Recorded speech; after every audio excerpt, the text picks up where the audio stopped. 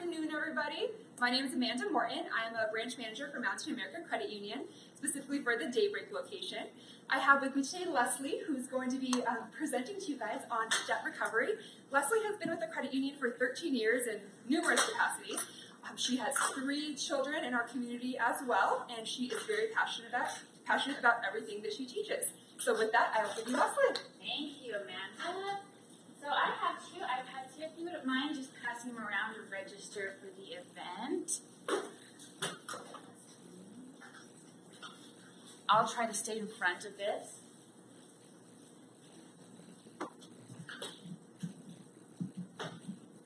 Okay, did everybody get a handout? Everybody's got lunch? I hear there were, did you say super cookies? Monster cookies. Monster cookies, so everybody needs to make sure they get a cookie for sure. Okay, well, welcome, you guys, to our presentation today. It's on 5 steps to free yourself from debt. So the very first thing we're going to start off with a quote.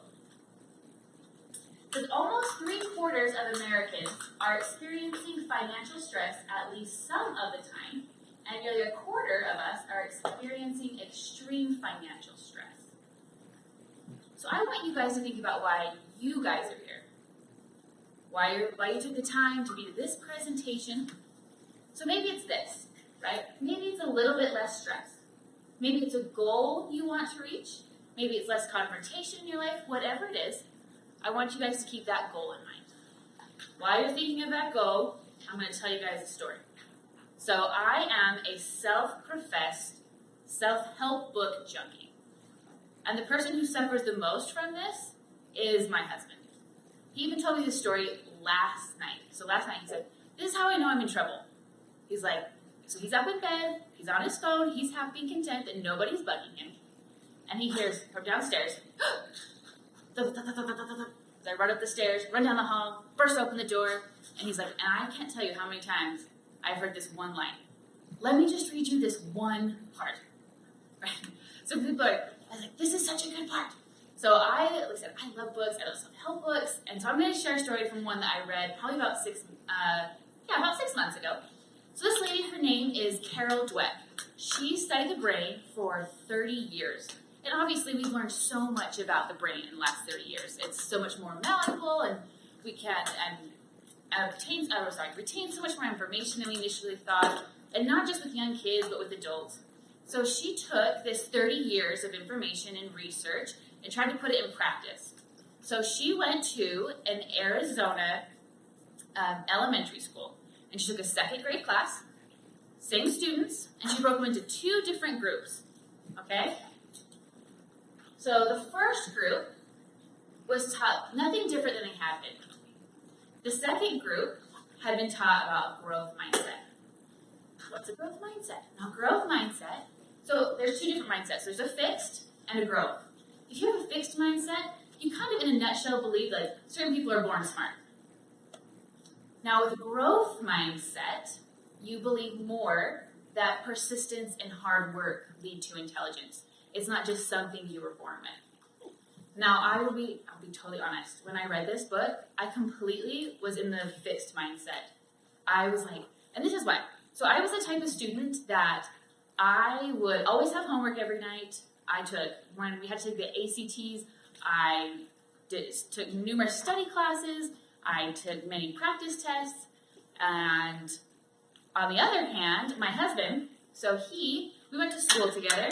You guys, I'm not kidding. I do that once a presentation. I got it for you. You can keep talking. Oh, thanks. Thank you. So now we got that out of the way. So anyways, my husband was the kind that never had homework because he always finished it in school. He never studied for the test. He just woke up and took his ACT. And guess what? We had almost identical grades. Our brain will try to make sense of things, the information that we have, especially with patterns, and come to conclusions. So the conclusion I came to as a kid was I'm not smart because things didn't come super easily to me. But that's exactly what this Carol Dweck is trying to dispel. That's not what necessarily equals intelligence, being born with it. So she took the 2nd grade class, split it in 2. The first half, they were just taught normal. Both classes were taught the exact same material. But the second group was taught about the growth mindset. So they were taught to embrace challenges, persist in the face of setbacks, see effort as a path to mastery, learn from criticism, and find lessons and inspiration in hardship. So, and then with the fixed mindset, like I said, the first set of the class taught nothing different. The second set taught about the growth mindset. That if you fail the first time, it doesn't mean you are a failure. If you keep working, try different resources, try different ways, seek help if you need to. At the end of that school year, the class who was taught the growth mindset scored 60% higher than the class that wasn't taught anything. Now, she also did this with a school in Washington. She went and she did it on a bigger level. So in Washington, their schools are ranked from a 1 to a 5. 5 are the top performing, 1 are the least performing. And if you're underperforming for 3 years, they will shut your school down. So we had a school that was in its last year. It's going to be shut down. She went in with a big team. They taught the entire school about the growth mindset. And in 1 year, she took the school from a 1 to a 4. So what do you guys think this has anything to do with debt recovery? Any ideas? Why in the world would I tell you this? You guys think? Everybody's eating right now, so I'm going to give you a pass. So, like Amanda said, I've worked here for 13 years. I've worked here in a variety of capacities. I started here right out of high school and as a collector. So I worked in their collections department collecting on past due bills. I was then a teller and a loan officer, and I trained tellers and loan officers, and now I work in financial education. And I will tell you that something that I heard consistently throughout all of my positions is, I'm not good with money. I don't know if you've ever told yourself that, hopefully not, but it is something that I've heard. Oh, I'm not that great with managing that, or I hate budgeting. I'm not good with budgeting. Is that a growth or a fixed mindset? Fixed. Yeah, absolutely. So before we get into any of these techniques, before we get into debt management, the first thing that I want you guys to try to change is your attitude. If you're telling yourself, I'm not good with money, or I hate budgeting, or I don't want to do it, I don't want to put in the effort, the first thing I want you to tell yourself is that persistence equals success. Don't let these challenges stop you and define you. So now, this was the attitude, right? Your responsibility is your attitude. My responsibility is to give you some techniques to pay off your debt. So let's get into some of those. So here's some signs that you might be over your head in debt. Now, growing up, I had a friend who, her mom, I remember hearing her on the phone would be like, she'd call to pay off a debt, or like make a monthly payment, and she'd be like, they'd be like, hi, Discover, or whatever, and she'd be like, do not tell me my balance. I just tell me my minimum payment, and I'll make it. Is that a sign you may be in over your head with debt? Yeah, absolutely. So, when you're spending more than you're making, this seems pretty, like you would know, right? You're spending more than you're making. How would you not know? Because I was always surprised, especially as a loan officer, how often people did not know they were spending more than they were making. They don't have a budget. They don't have a budget, yeah. Or they don't track what they are. They don't track what they're spending, absolutely. Any other ideas? So a lot of times people will use their credit card to pay for things, which is totally great. You've got numerous rewards, it has so many benefits. But then what they would do is that they'd tell themselves, oh, I'm going to pay off all my credit card at the end of the month. Then the end of the month would come and they'd be like $100 short. Or maybe $200 or $300 short. That would kind of consistently happen throughout the year, and their balances would start to add up. So that's a sign that you're spending more than you're making. Your credit card, and along with that, those credit card balances are growing. You're declined for a loan. You only make your minimum payments. You're closer at your credit limits. And then your credit score is falling. You can be making all of your monthly payments on time, but did you know that you can still, your credit score, your credit score can still fall? Why do you guys think that is? That's the income ratio. Yeah, so your utilization rate. So if you are at your max on your credit cards, it's going to basically signify to a lender that you're not able to handle the amount of debt that you currently have. So they're not going to be willing to lend you more. So it will usually affect your credit score negatively. So these are the things we're going to do, we're going to cover today about the steps to get out of debt. The first one is organize your debt, commit to no more debt, seek professional help if you need it, review your household budget, and then choose a repayment strategy. So let's get into organizing your debt. Give me some ideas. How would you organize some of your debt? How do you guys organize your debt? Or even your finances? How do you keep them? How do you organize it? How do you keep track of it? Spreadsheet, Excel spreadsheet, yes, perfect. Very effective. Mint, yes, love Mint. What are some other ways you guys keep track of a budget? Maybe pen and paper, an app. So the very first thing, however you do it, whether you do it through Mint, whether you do it through an Excel, whether you do it with pen and paper, you're going to, the important thing is that you do it right. You're going to give yourself a clear picture of what you're dealing with. So it's telling yourself, right, that like, I'm going to pay off debt. It's a decent goal, but unless you have a technique and a way to get to follow through with that, you might not be as effective. So first thing you're going to do is organize your debt. So these are some different types of debt.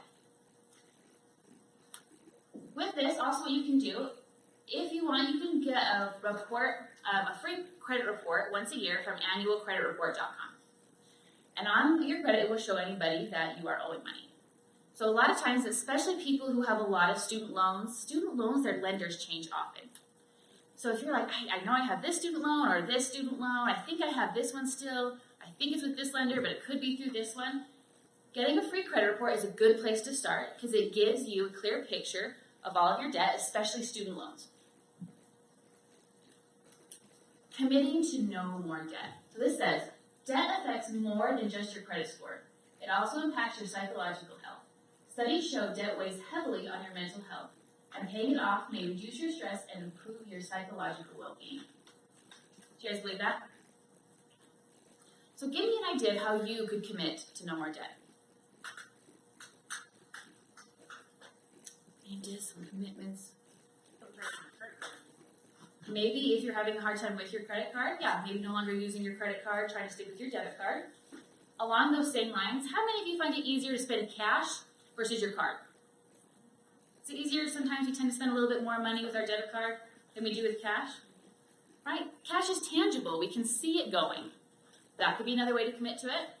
I have a sister-in-law that not this past year, but the year before, she got the family together. Well, she didn't get the family together. We were at a family gathering, and she said that she's like, me and Josh just want to let you guys know that we're going to be doing the Dave Ramsey method. So that's like paying off debt. And it's very, very strict. She's like, so there'll be some family events that we won't attend because that's not our priority this year. Do you think there was a single person in that room that was like, boo? Right? People were like, what do you think? So if someone tells you, like, this is what we're trying to do, we were very, very supportive. That's a great goal to have. And then throughout the year, how do you think we planned our activities? Tried to make them free. We tried to make them very less expensive. We could try to support her as much as we could. So sharing your goals is one way that you can commit to no more debt. Maybe handling cash instead of your card. However it is, you definitely want to start with your commitment because debt repayment, it's a long process. And it can be hard. And sometimes we lose motivation along the way. So let's talk about those things. So first thing, if you need it, seeking professional advice. And this isn't like you need professional help, right? This isn't a bad thing. This is a good thing. This is a great thing. One of the first places you can start is at Mountain America. You can come in and talk to Amanda here. We've got a financial value analyzer. So what this will do is it will pull information from your credit. We can see if we can lower your interest rates or lower your monthly payments, and then we may be able to save you money. We'll talk about some ways that we do that, like debt consolidation and home equity lines a little bit later. Next is Green Path Financial. So I was just telling Natalie that I keep wanting to put this down, but I need to hold it. Sorry, guys. I'm not used to having two things in my hand. I very rarely have a microphone. but at least I'm not sitting down the microphone. So I was just telling Natalie this, that I worked in Mountain America for 13 years. She was sharing that she collects on some debts here at Daybreak. And I was saying, no, that's exactly how my husband and I put ourselves through college, is that we worked in collections. And that was actually, so I went from a really, really big company to Mountain America. This wasn't, like I said, it was 13 years ago, but I was shocked because I'd talking to a customer and my boss would come in his office and he'd be like, whoa, okay, let's tone down the tone. Well, how can we help this member? What's in the member's best interest? And I was so surprised that Mountain America legitimately cared. It wasn't just a number. It wasn't just money to be collected. It was a relationship to be built. And so I thought in my young mind, if this is how Mountain America treats, maybe as others would view it, their worst member, how well do they treat their best member? And 13 years later, I'm still here because I believe that Mountain America still embodies that. Now, Green Path is something that helps us. Mountain America would love it that if you ever had a question or you were feeling like, I don't know where to start, that you could come in and you could talk to any loan officer.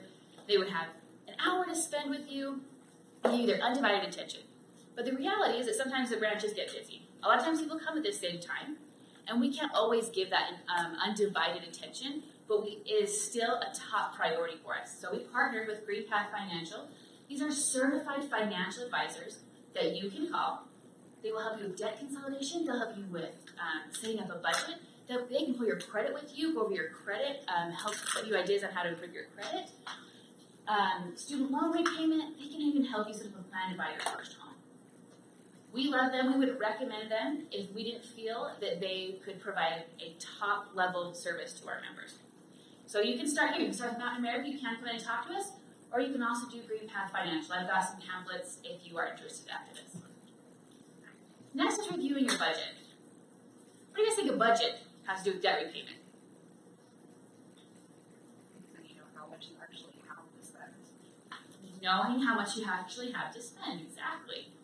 How you're spending it. How you're spending your money, absolutely. So a great place to start with your budget. So make sure you're paying all your bills first. Okay? And then what you're going to do, well, I'm going to give you some techniques, but you're going to make your debt repayment a bill.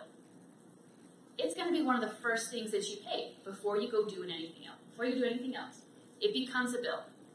This is what a healthy budget looks like. With 35% housing, this is everything in your house. This isn't just your house payment. These are your utilities, your maintenance, your insurance. Same thing with your vehicle, transportation at 15%. That's your insurance, that's your gas, that's all of those things. I actually had someone, we did this presentation in a high school, and this girl raised her hand. So 10% in savings. And she said, how come only 10%? And it is, why only 10%? She's like, why don't you save like 40%? And that would be awesome, right, if we could all save 40% of our income. We had no other responsibilities, and we're just going to save it all. I won't pay the rest of those bills because it's going in savings. We have obligations, right? We have other bills that we need to pay, but we want to make sure that we're at least setting aside 10% for our savings, our emergency fund. And again, that gets treated as a bill as well.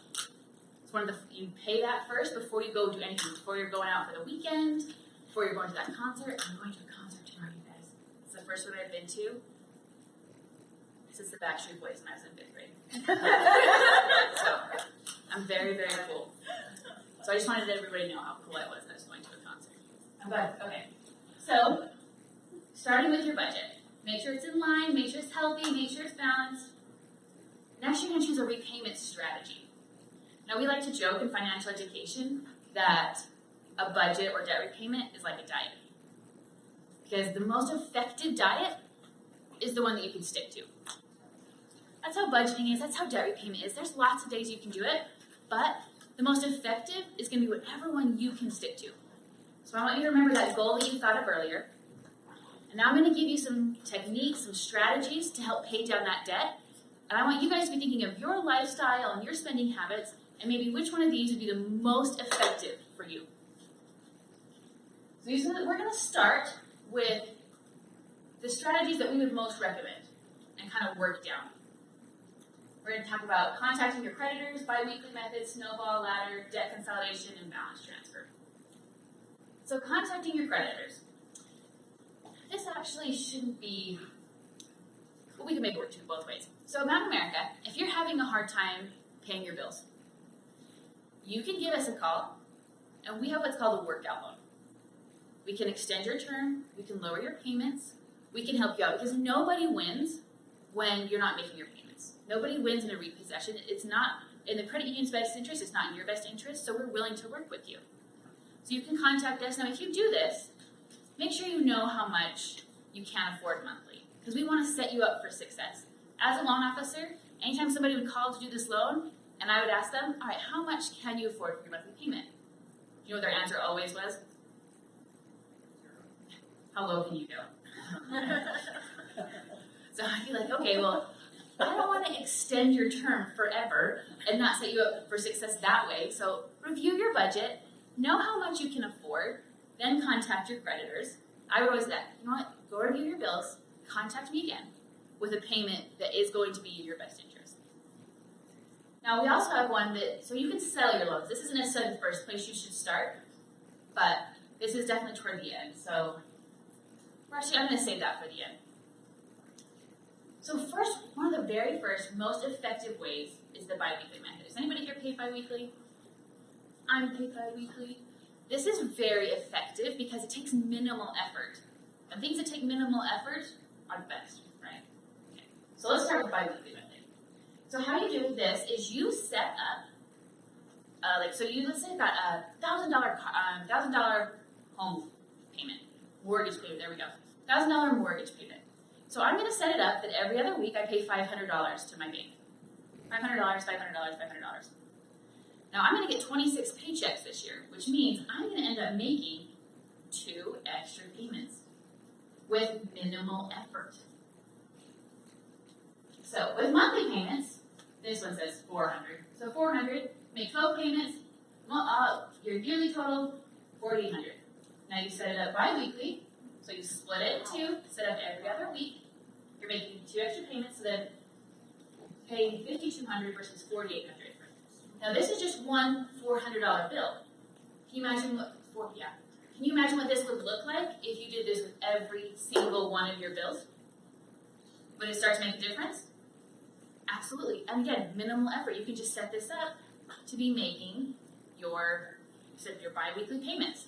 Now some people, they're like, I really like having those extra checks. A couple of extra checks a year is nice.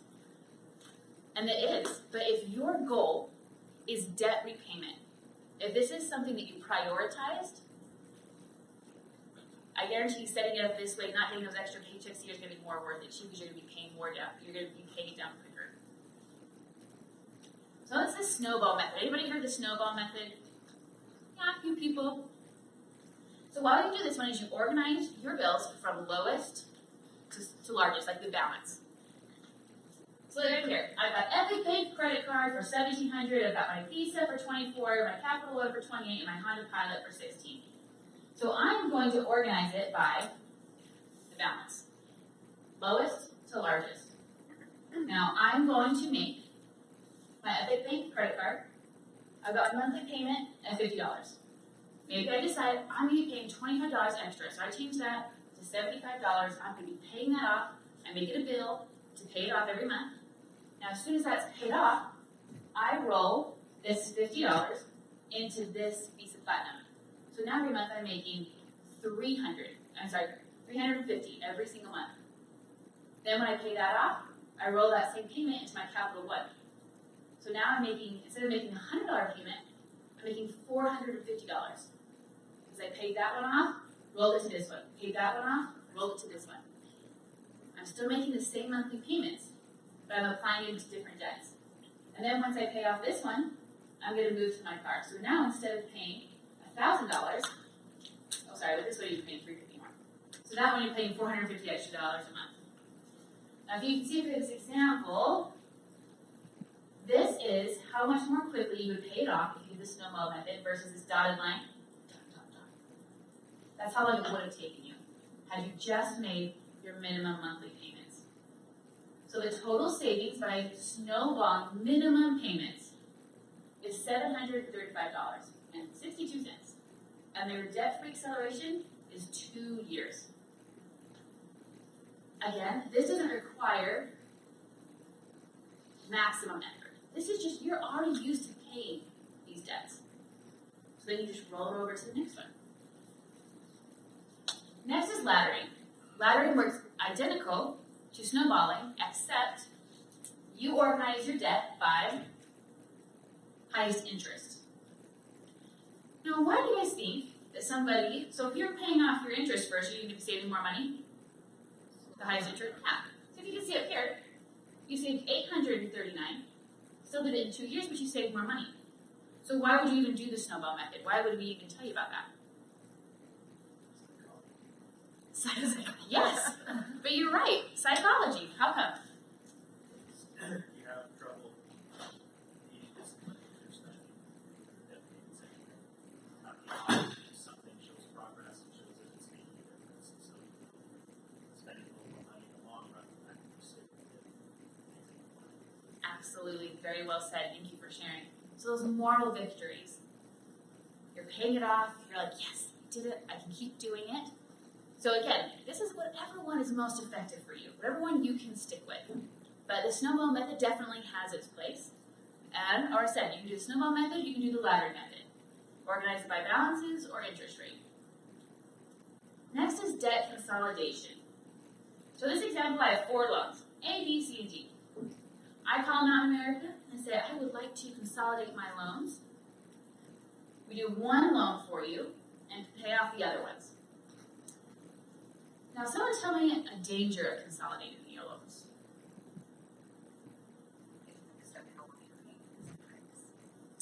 It can might not necessarily be a bad thing because it might get your payments in order. Man knows. Less flexibility in bank payments.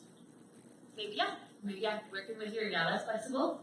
We've just freed up all those credit lines for you to max out again if you're not diligent about it. Yes, so back in the day, we used to be able to send things to close down loans. We'd make the member sign something, we'd send it to their institution, and it would close down their other loans. We can't do that now. That's completely up to the member.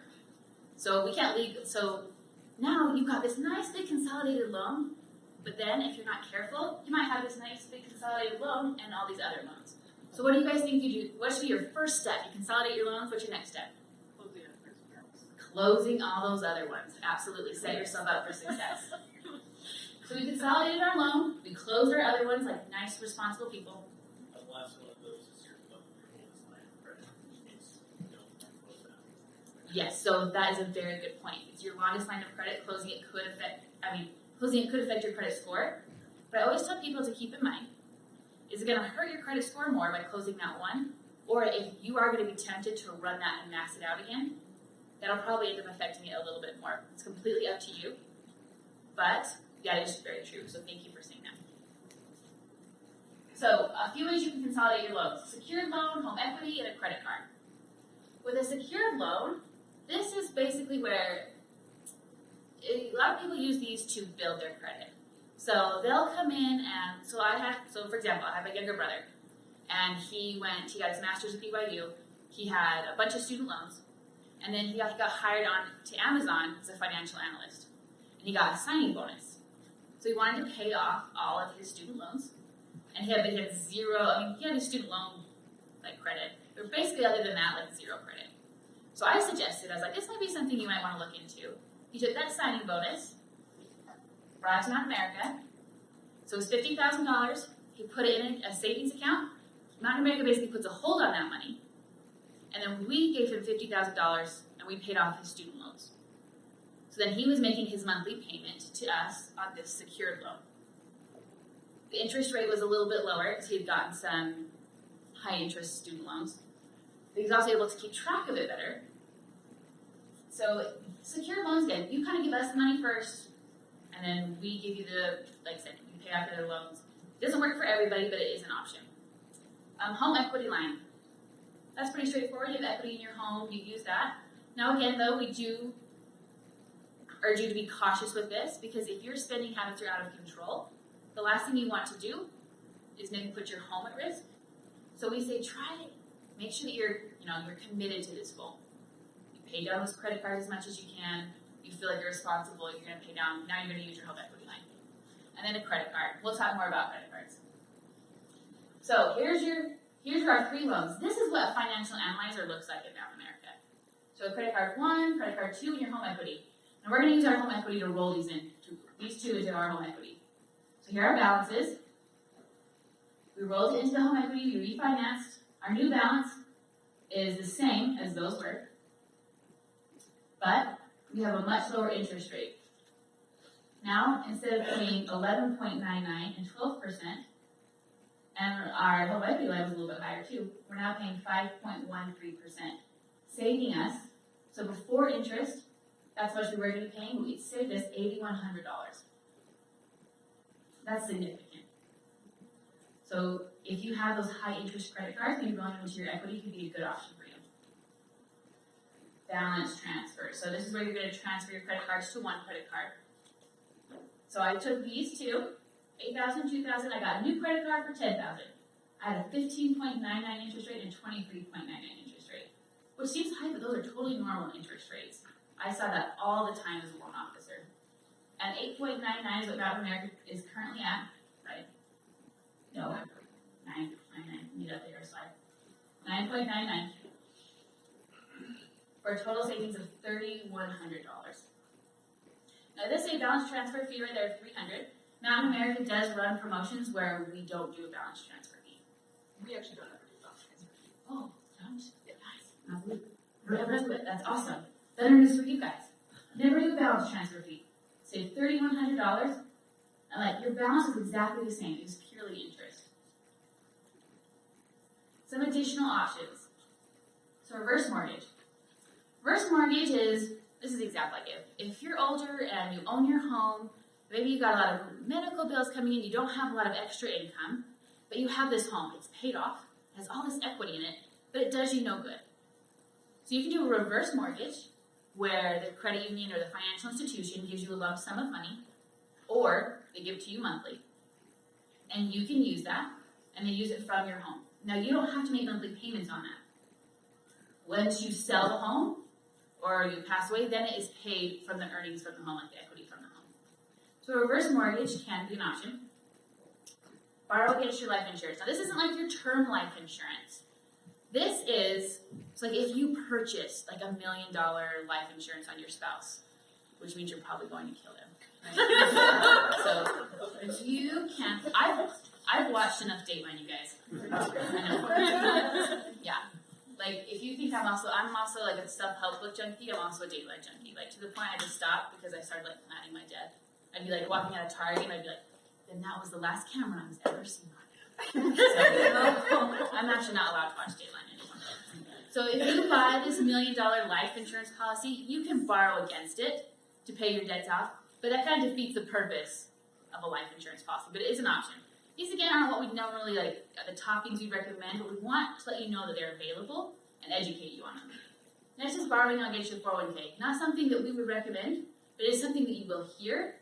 Why do you guys think people recommend you do not do this? Mountain America doesn't either. We don't recommend you do this. So it's intended for your return. Yeah, exactly. You defeat the purpose of it. It's intended for your retirement, but also large penalties, large fees, and then the money, and not just that, not just the penalties and the fees, but the money you took out, if you had left it in the 401k, it would continue to earn money. It would continue to grow. So you lost out on all that growth as well. Next is debt settlement. So debt settlement is where, let's say I'm drowning in debt. I'm trying to avoid bankruptcy. I can call a creditor, and I can say, I know $1,000 on this loan. Can I pay $700 and we settle it? And then the creditor will say, yes, we can do that. So they close it. It does show on your credit as settled, which will impact your credit negatively, but it is a better option than bankruptcy. So if you're trying to get your head above water a little bit, this is an option that you have, is settling your debt. And then the last one is bankruptcy or foreclosure. Again, we want to try to do anything we can before this point, but if you feel, like I said, we're not recommending bankruptcy or foreclosure, we're just letting you know this is out there, you will hear about it. Some people are like, oh, just declare bankruptcy. There's nothing that you can do. That's not always the case. Come talk to us. Contact GreenPath. There are so many, I gave you so many other examples before this. Let's make sure that all of your resources are exhausted before you get to that. Again, just like dining. The most effective method to pay off debt is whatever one you can stick to. Whatever one you think is going to fit your lifestyle best. My husband and I, we switched to the BiWeekly Method for our mortgage, and we pay that off every, because, again, minimal effort, you guys. Like, that's my motto in life. Just kidding. So as you leave here today, these are the things we want you to do. We want you to organize your debt. We want you to commit to stop accruing more debt. Commit to that however you can. Sharing that goal with people. Make yourself a vision board. Write down your goals. However you can do it, commit to no more debt. Seek professional advice. Review your budget. And then choose a debt repayment strategy. You guys, so if you guys have any questions, Tony right here, he's also with Mountain America. He is our VP of Financial Education. Or Amanda can answer any questions, or I'd be happy to answer any of your questions. Other than that, you guys, thank you guys so much for coming.